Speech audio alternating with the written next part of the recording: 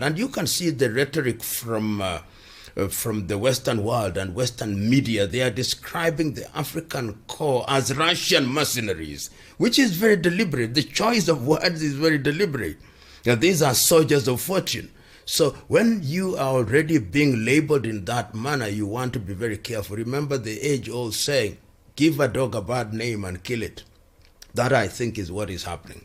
The Sahel, or the Sahelian states, have now formed an alliance, including something that is very close to a military pact. That is Niger, Mali, and Burkina. And remember, if you look at what is happening in that region, there have been attempts, coup attempts in Burkina, assassination attempts in Burkina, attempts at eliminating the government of Achani in Niger. And once you have instability in Mali, then you are also telegraphing ideas to the individuals who may be used by France and other interested parties in Burkina and also in Niger. And in the neighborhood, it is also the possibility that there are neighbors in that particular region who are not happy with the fact that the Sahel is teaching their military people bad manners. I've had this conversation, and bad manners means that they may choose to use extraordinary means to change government. And particularly when there is dissatisfaction, when the economies are not doing well, then it is something that can be very worrying.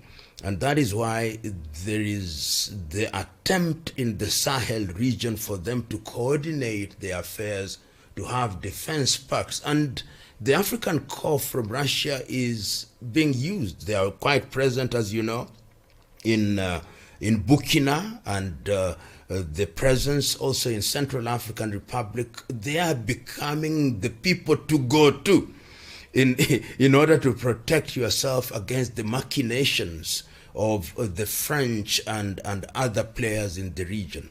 There is a sense in which there is some kind of mini scramble in that region. And the Sahel, remember also that they are out of ECOWAS.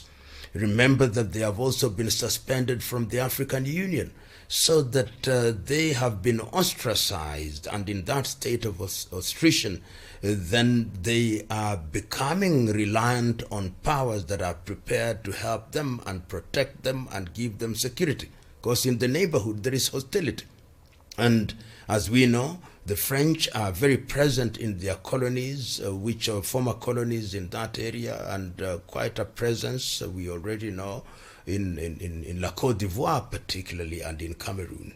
So the fears are legitimate that if what happened is allowed to gain root, then it would send some message which would destabilize both Burkina and Niger.